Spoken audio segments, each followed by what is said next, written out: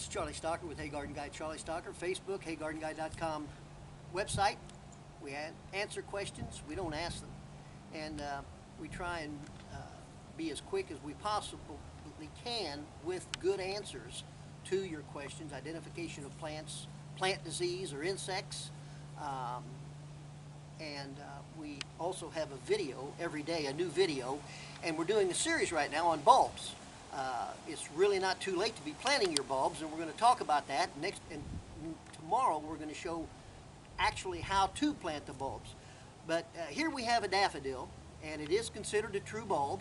It's a plant that stores its food in an organ called the bulb below the ground for the following year.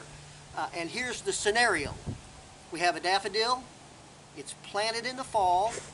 It's developing its roots, basically, most of the winter long.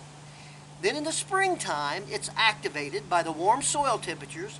It comes up, it leafs out, it blooms, and then you leave it for at least 6 weeks. You leave the leaves on the daffodil for at least 6 weeks for the photosynthetic process to take place, pushing food back down into this organ we call the bulb.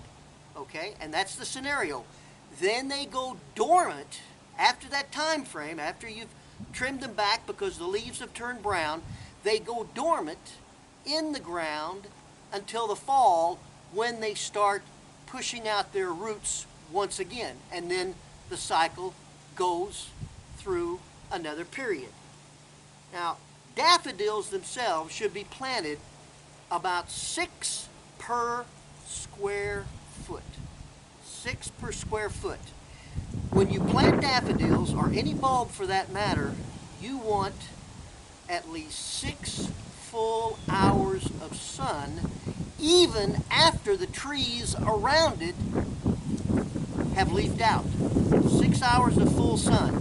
When you're deciding where to plant your bulbs, look to see in your fall landscape maybe where you have some bare areas that could really stand to have some color in the early spring before your perennials came up.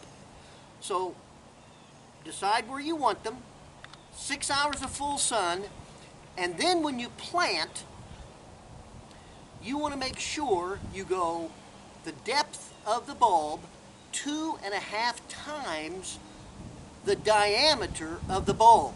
So in other words, if the bulb is 2 inches in diameter, 2.5 times the size would be 5 inches. You would plant the bottom of the bulb or the basal plate 5 inches into the ground. Now I do want to say one other thing that I forgot. Size does matter. Yep, that's a funny saying, but size does matter.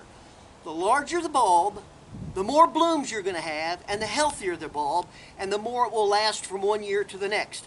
So when you are purchasing bulbs, make sure you know what size you're getting. And the ideal size is 12 centimeters. 12 centimeters. So size does make a difference. So after you've dug the hole, and we're going to dig some tomorrow, after you've dug the hole, the looser the soil, the more well-drained the soil, the better the planting.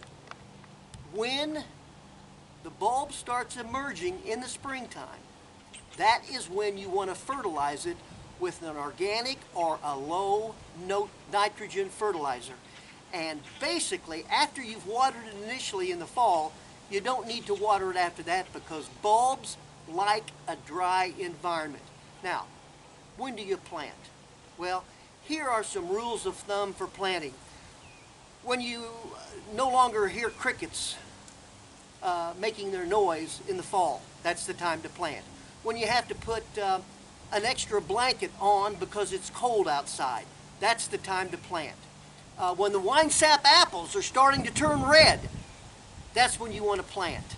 When the leaves are just over peak, that's when you, another time is when you see the firewood trucks running up and down the road. That's the time to plant bulbs.